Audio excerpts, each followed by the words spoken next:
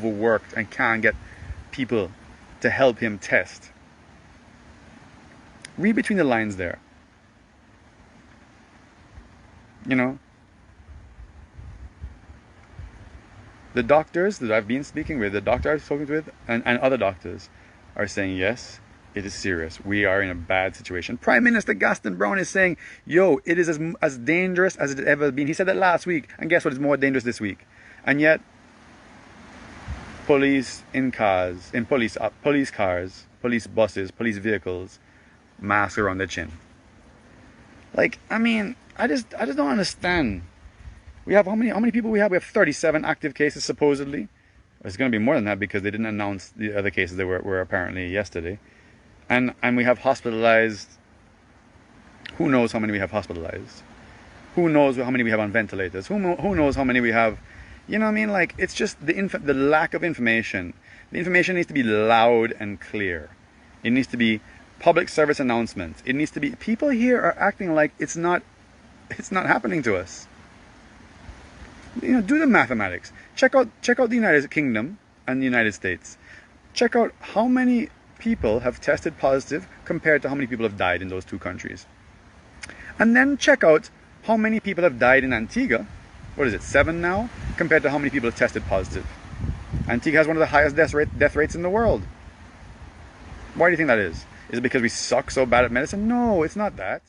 It's because they are only testing people who get sick. And they're only, and not even all of them, because you have people who are sick can't get tested.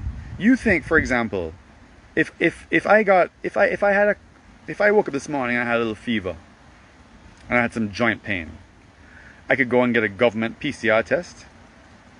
Answer that truthfully. You think that if I woke up this morning and I had joint pain, a fever, maybe even a little cough, you think I can get a test, a government PCR test? Nah. Forget about it. No way. Have you been in touch with anybody who's had COVID? No. Have you traveled anywhere? No. You know, I went and bought food at the supermarket. Well, no.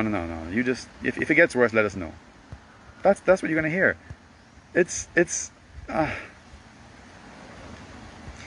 I think somebody's saying they had to postpone their trip to a beautiful island. Yes, unfortunately,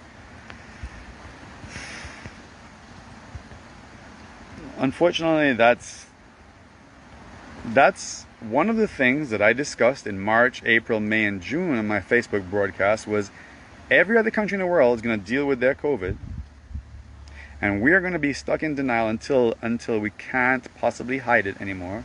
We can't sweep it under the rug, and then when everybody else is vaccinated, everybody else is you know, practicing social distancing, we're going to be having problems. You see the Cayman Islands, some of these English-speaking islands, and the French islands are getting vaccinated already. I don't know. We're going to have to appeal to some wealthy people to get us vaccinated. You know, I heard Mill Reef has some connections. Jumbie Bay has some connections. Hopefully, we can have some people have mercy on us and get us some vaccines sooner or later. But that's not what I want to talk about. What I want to talk about is the fact that people are still liming here and still walking around the place like with no masks. Go to Epicurean and people have their masks around their nose. Even cashiers. Oh God, I feel sorry for the cashiers, man. Guys, y'all don't want to end up at Halberton.